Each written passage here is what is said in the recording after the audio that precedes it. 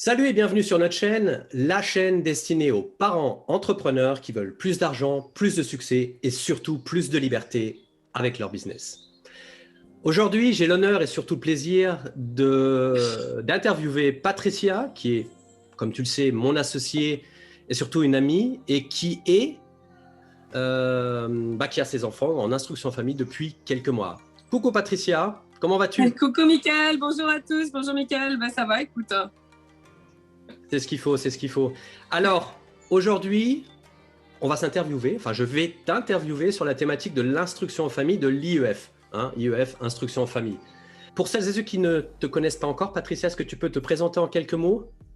Alors, je travaille avec Mickaël, on travaille tous les deux en tant que consultant business avec une partie développement personnel, puisqu'on a, on a expérimenté j'allais dire experience, à force de mélanger toutes les langues, on a expérimenté qu'au final, un business ne se développait que quand l'entrepreneur se développait également. Donc, du coup, on a fusionné nos deux compétences et on fait essentiellement, après un an où on a fait un peu d'accompagnement et au final on ne s'y retrouvait pas, aujourd'hui on fait majoritairement du consulting pour les entrepreneurs qui ont des problématiques très précises et surtout des problématiques de clarté, d'organisation et de vision, de projection, on va dire. Et voir en ce moment, puisque c'est une grosse thématique qui est liée au Covid, de changement. Ça c'est le bon mot, je pense, Patricia, changement. Ouais. Quand on parle de changement, comme je le disais dans l'intro, l'IEF a été une thématique pour toi et pour ton mari. Est-ce que l'IEF était un choix? Absolument pas, c'était une grande claque dans la gueule. C'est pour faire court. Quand on s'est retrouvé bloqué en France, on a scolarisé donc les enfants en France. Alors, dans un souci, moi je suis un peu produit de l'éducation nationale, donc pour moi l'éducation nationale c'était comme toute institution, comme tout État, c'était quelque chose de ouais, il y avait une dimension sacrée dedans. C'était quelque chose de sacré qu'on respectait, je vais pas dire qu'on honorait, mais presque. Donc, tout logiquement, j'ai scolarisé mes enfants et puis est arrivé le masque, sachant que Kéliane a des problèmes de santé. On s'est retrouvé avec un certificat médical pour une exemption de masque que l'éducation nationale n'a absolument pas accepté. Ça a été d'une violence inouïe pour mes enfants, pour moi. On s'est retrouvé avec des pressions de la part de l'académie pour les déscolariser. C'était donc pas du tout un choix, mais ça nous a été imposé puisqu'on a reçu des menaces, on a reçu des courriers d'avocats. C'est même allé jusqu'au procureur de la République. Donc ça a vraiment pas été quelque chose de léger. Donc on s'est retrouvé face à un non-choix de se dire ok, on va déscolariser nos enfants et puis on va voir ce qu'on en fait. Oui, j'imagine. Ce qui est vraiment pas facile, parce que comme tu le disais dans ta présentation, bon, on travaille ensemble, ça, je pense que celles et ceux qui nous suivent le savent déjà, mais celles et ceux qui nous découvrent, tu n'es pas à ton compte depuis hier et depuis qu'on travaille ensemble, mais tu l'es quand même depuis quelques années. Est-ce que tu peux… 23 ans. 23 ans, hein. Voilà, tu viens de répondre à la question. Et finalement, quand on pense, donc tu es depuis 23 ans à ton compte, on travaille ensemble au sein de Successful Parentpreneur, en tant que fondateur et fondatrice. Quelles sont tes activités finalement à l'heure actuelle que tu as à côté encore de Successful Parentpreneur, et finalement comment tu arrives à t'organiser par rapport à l'instruction famille, on le rappelle, qui est une chose où tu es responsable de l'éducation et de l'instruction de tes enfants, et en même temps donc Successful Parentpreneur et tout ce que tu as encore à côté. Comment tu fais pour t'organiser, ou comment vous faites? Alors, il y a déjà eu, oui, parce que mon mari aussi est indépendant, donc on a une société à nous deux qui tourne sur Maurice. Alors déjà, ça a été, n'ayons pas peur du mot, un gros bordel pendant 5 mois. Parce que moi, il a fallu que j'accepte le truc. Et j'ai eu beaucoup de mal entre novembre et fin janvier. C'est là que ça a commencé un peu à se décanter. Alors on a mis des choses en place parce qu'au final les enfants n'ont pas eu de creux. On a repris le CNED, qui était vraiment pas une bonne idée, mais enfin bon, dans la précipitation on a fait ce qu'on pouvait avec ce qu'on trouvait, et puis pas les neurones non plus pour réfléchir à ce moment-là, parce que tout d'un coup vous avez tout votre monde qui s'écroule. Alors, un monde qui avait été déjà pas mal chahuté pendant tout 2020, puisque quand tu n'as plus tes bases de vie, quand tu n'as plus ton environnement de vie, hein, parce que même si la France, c'est mon pays, ça fait quand même 13 ans que je vis ailleurs. Hein. Donc, il a fallu se réhabituer à des codes, il a fallu se réhabituer à une mentalité française qui n'est pas un cadeau. Aujourd'hui que je vis à l'étranger, je peux dire que c'est pas simple. Hein. Il a fallu se réhabituer à tout ça et au milieu de tout ça, on nous a largué nos enfants comme si c'était une évidence de savoir instruire. Donc je me suis retrouvée avec ma société de traduction qui tourne toujours en fond, même si je ne fais pas 90% du boulot dessus, faut quand même que je surveille, que je réponde aux clients. Je ne fais plus du tout de démarchage dessus parce qu'elle tourne, elle s'auto-alimente toute seule. Mais il y a quand même, il y a 3 heures de travail par semaine. Ce n'est pas colossal, mais quand on te met les enfants en plus, ça fait vite beaucoup. J'ai des appartements aussi que je gère puisque j'ai pas mal d'investissements immobiliers et ça c'est pareil, ça demande pas énormément de travail mensuellement, mais c'est toujours du plus au final. Ouais.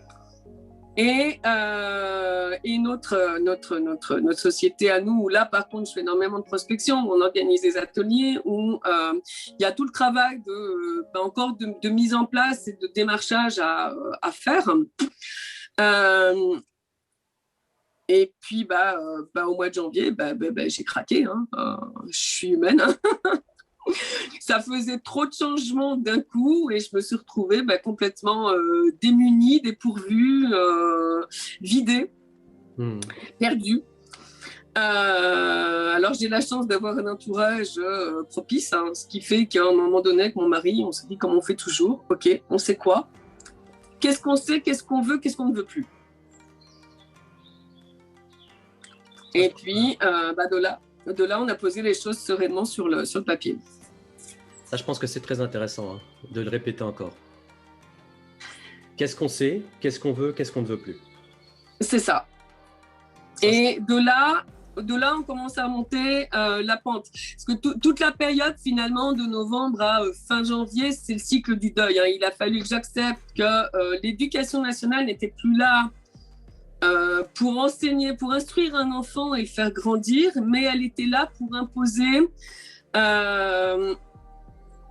des principes, une doctrine, une doxa, qui s'inscrivait jusque dans les poèmes qu'on apprenait aux enfants, et ça, pour moi, c'est le coup dur. C'est le coup d'un monde qui s'effondre et du coup, j'ai une période de deuil qui va s'en suivre. J'ai une période où je vais aller négocier avec moi-même. Non, tu les gardes. Non, tu vas pas les garder. Puis alors, tu vas faire ci et puis tu vas faire ça. Toute cette phase-là, finalement, du deuil qu'on connaît, il a fallu que je la traverse.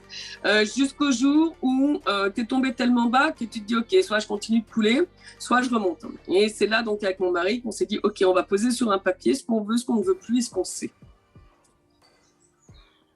Et partant de là, les choses, elles s'éclairent. Parce que soudainement, on se dit, mais attends, il y a un truc que j'ai toujours voulu, c'est voyager. On s'est arrêté de voyager avec mon mari, c'était la vie qu'on avait jusqu'à la naissance de nos enfants. Après, ça a été un peu chahuté parce que mes parents étaient malades, donc du coup, ça a été un peu perturbé. Mais c'était notre vie idéale, c'était voyager, c'était aller découvrir tout en travaillant. Puisque Laurent allait former en Inde, moi je le suivais. Là, son grand projet, il vient de publier son livre, on les a reçus ce matin. Donc, il a comme projet d'aller enseigner à Dubaï. Donc, moi, mon idée, c'est de pouvoir le suivre, voir si je peux aller faire de l'immobilier à Dubaï, puisque c'est mon dada. Voilà. Et là, tout d'un coup, on se dit, mais attends, ça fait au final, puisque mon aîné vient d'avoir 10 ans, ça fait 6 ans qu'on s'empêche de vivre. Juste 6 ans où notre vie, elle est rythmée par 7 semaines d'école, 2 semaines de congé, 2 mois de vacances en août. Et là, tout d'un coup, tu as un univers de choses qui s'ouvre devant toi et limite, tu as envie d'aller faire une bise à la maîtresse en disant, mais putain, pourquoi tu n'as pas foutu mes gosses dehors avant? Ah, mais j'imagine. Hein. C'est vrai que c'est... Donc en fait, là, on a entendu aussi comment tu t'organises déjà, premièrement, comment vous vous organisez en tant que couple avec vos enfants et parents, en tant que couple et parents, entrepreneurs également tous les deux, donc avec vos différents business et puis vos investissements. Pourquoi ne pas revenir à l'ancien système finalement? On a compris pourquoi, mais enfin pourquoi? Non, on n'a pas compris pourquoi, mais on a compris ce qui vous tient à cœur et ce que vous avez réalisé. Mais l'idée, si j'ai bien compris, c'est de revenir là où vous vivez en ce moment. Enfin, pas en ce moment, mais là où vous vivez depuis. Retourner à Maurice, bien sûr. Retourner à Maurice, parce qu'on ne l'avait pas dit jusqu'à maintenant. Retourner chez nous. Et pourquoi ne pas le faire à Maurice, finalement? Alors, à Maurice, on garde le même système. Les enfants ne retourneront définitivement pas à l'école.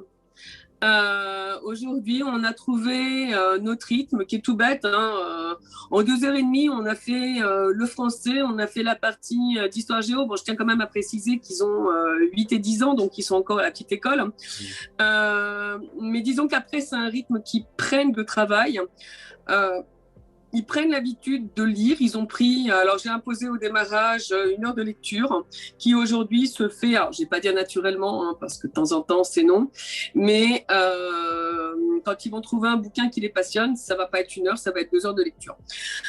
Donc au final, il y a un rythme qui s'est mis en place, qui nous permet, nous, de leur consacrer 2h30 par jour, où on est vraiment 2h30 par jour avec eux. Laurent fait les maths, moi je fais le français. Puis après, on se répartit les autres matières en fonction de nos centres d'intérêt, là, beaucoup plus personnels. Et après, nous, on a toute l'attitude pour travailler. Et les enfants se sont trouvés, alors bon, on a trouvé quelques activités. Iloane voulait faire du russe. Moi, je tiens ce qui est 2 heures d'anglais par semaine. Voilà, donc après, ça vient s'agencer sur d'autres créneaux horaires. Mais après, nous, on a toute l'attitude pour travailler. Le tout, c'était de réorganiser nos plannings de travail pour que les clients ne soient pas impactés par notre choix. Ouais.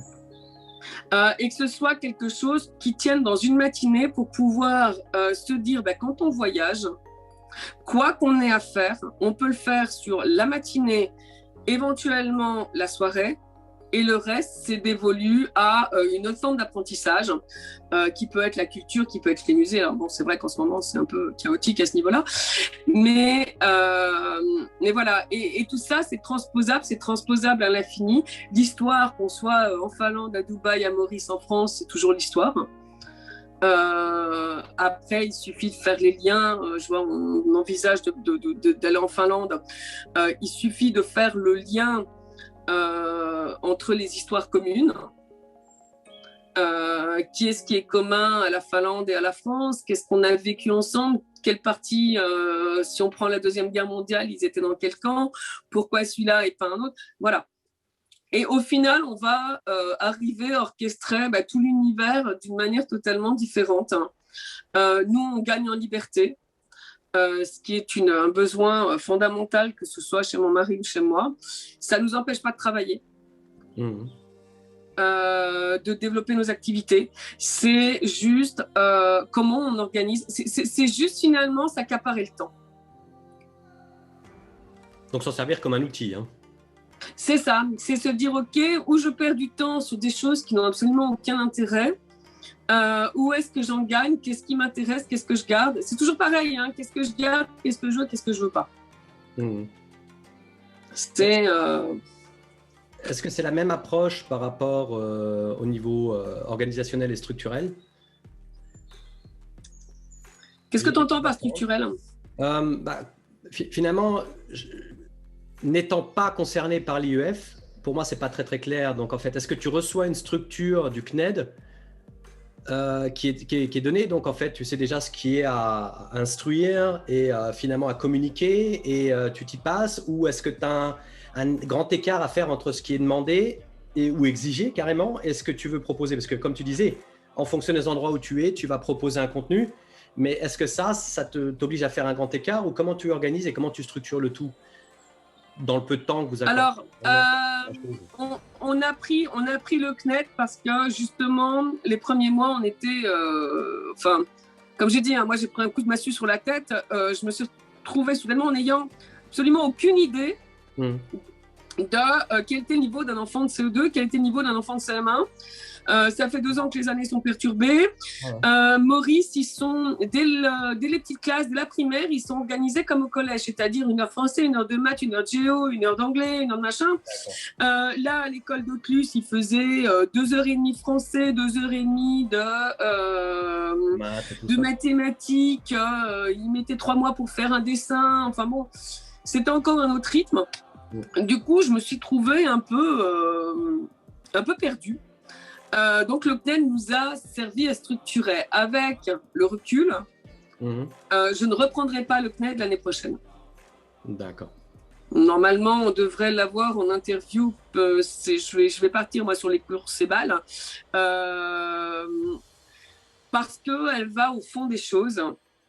Et que là, j'ai l'impression, pour avoir suivi mes gamins avec le confinement à Maurice, et là, j'ai l'impression que ça fait juste 3 ans que mes gosses font exactement la même chose, sans avancer d'1 millimètre.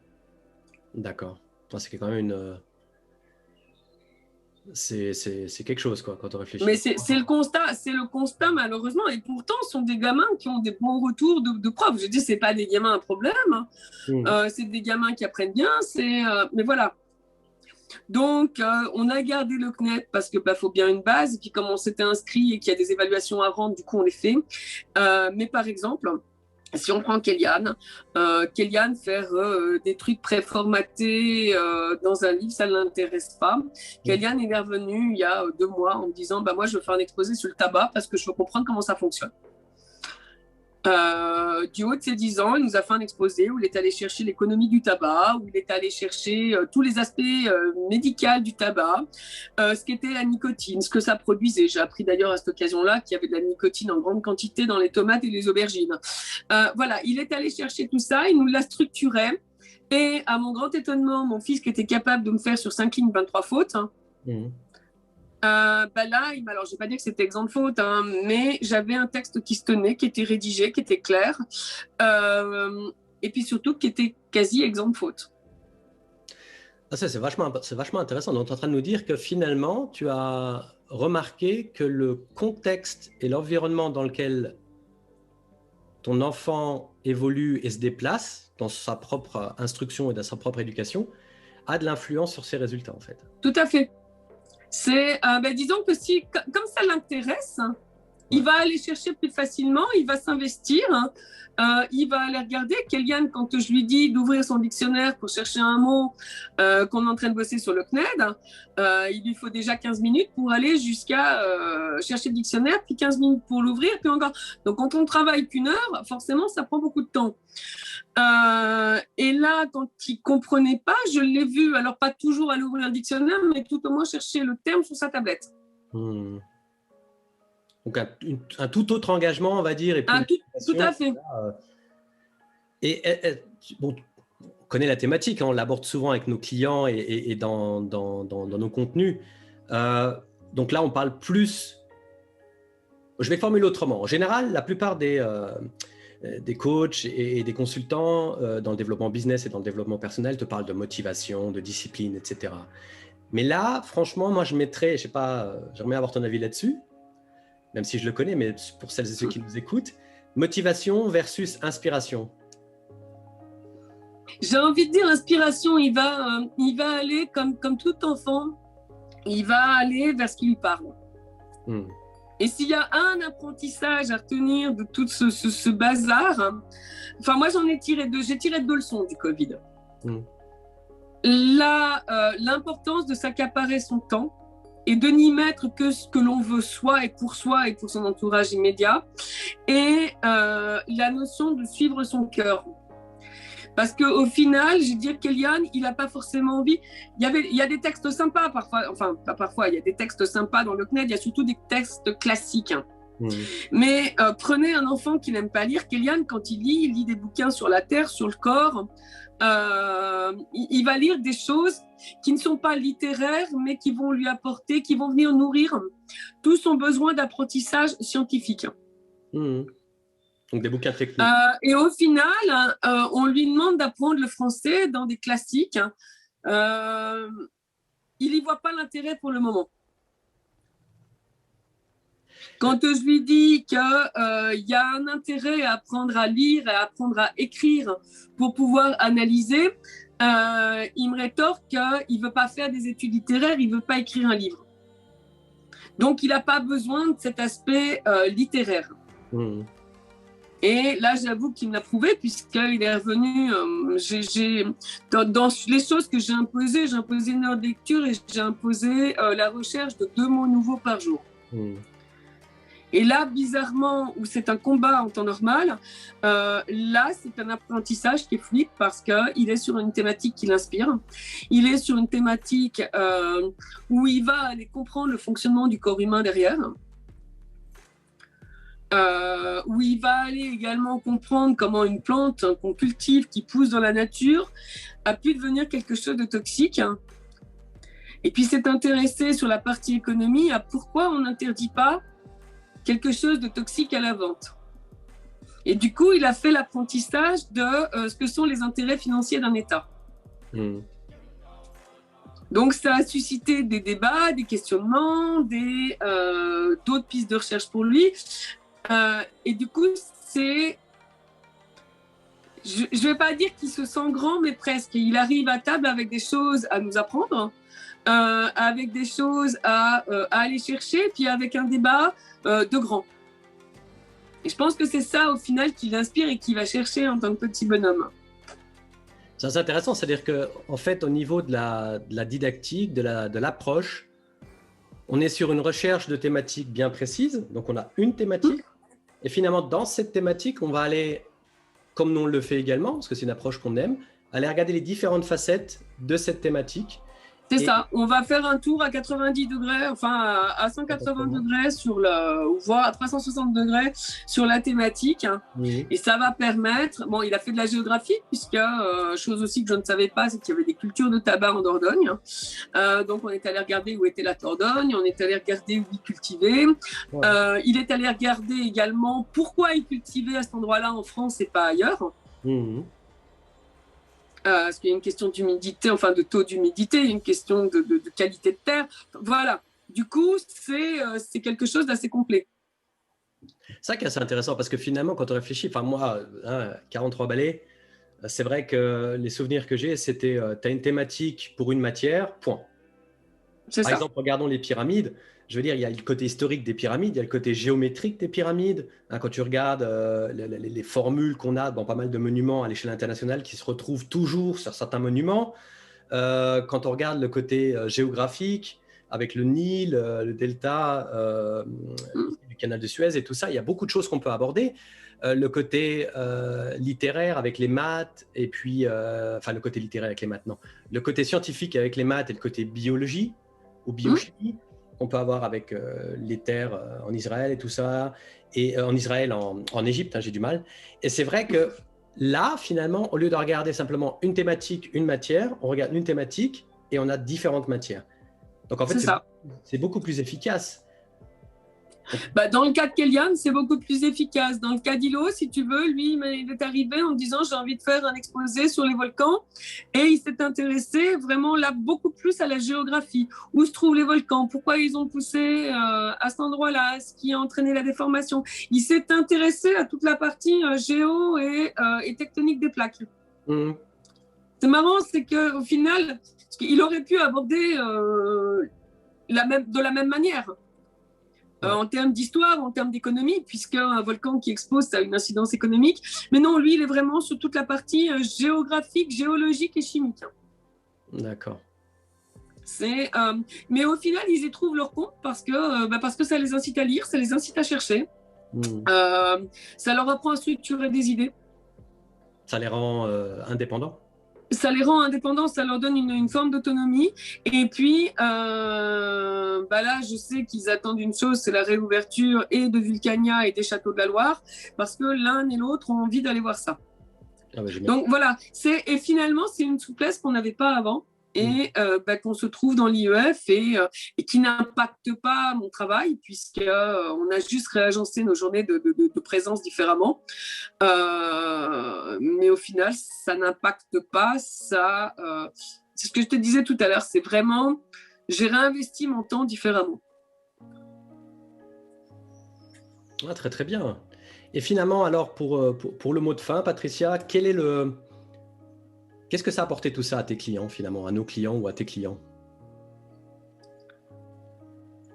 Je vais dire un changement de paradigme aussi pour eux, de se dire qu'après tout, on va pas partir de ce qu'on a en espérant emmener les choses vers un potentiel idéal, mais plutôt partir de l'idéal et de se dire, OK, comment je vais implémenter ma vie autour de ce que je veux.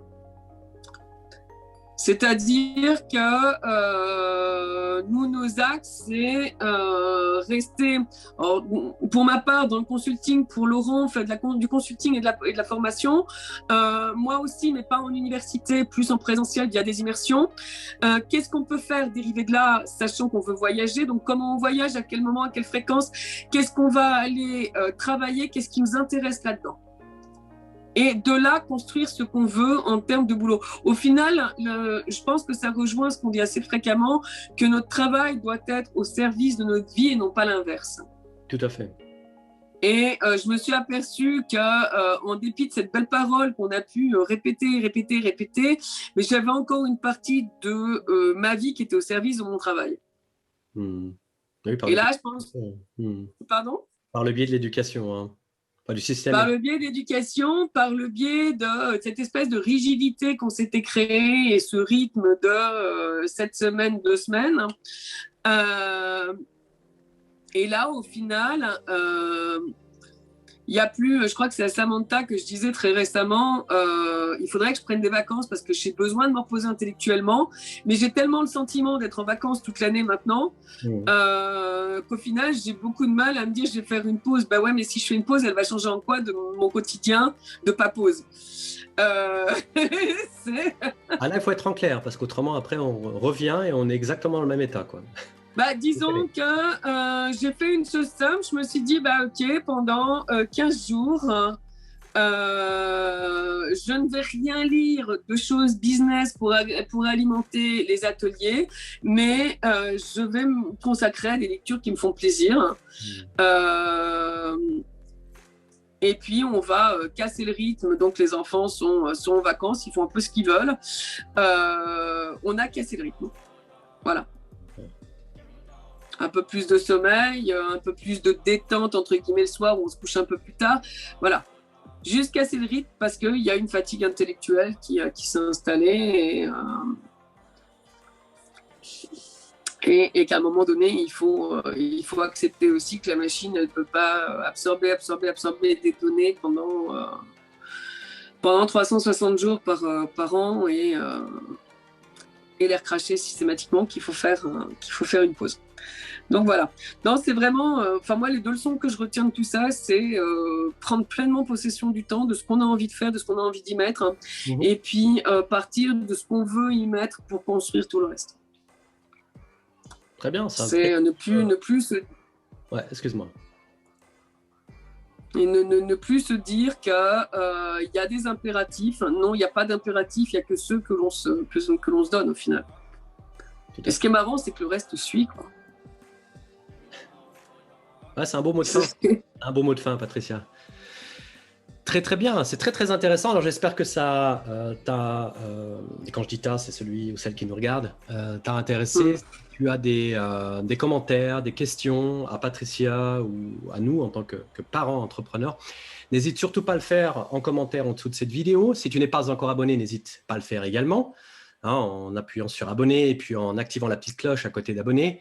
Et puis, nous laisser un pouce vers le haut ou vers le bas si ça ne t'a pas plu, mais en nous expliquant bien évidemment pourquoi ça ne t'a pas plu, ou même si ça t'a plu, pourquoi ça t'a plu. Et si tu as des thématiques et des questions que tu aimerais bien qu'on aborde à l'avenir, n'hésite pas à nous en faire part. Voilà. Patricia, merci beaucoup pour merci, Mickaël, qui est génial. J'espère que ça va, enfin je pense, pardon, je suis sûr même que ça va apporter énormément de valeur à celles et ceux qui nous suivent. Et puis, on vous dit à très très vite. Ciao. À bientôt. Merci beaucoup.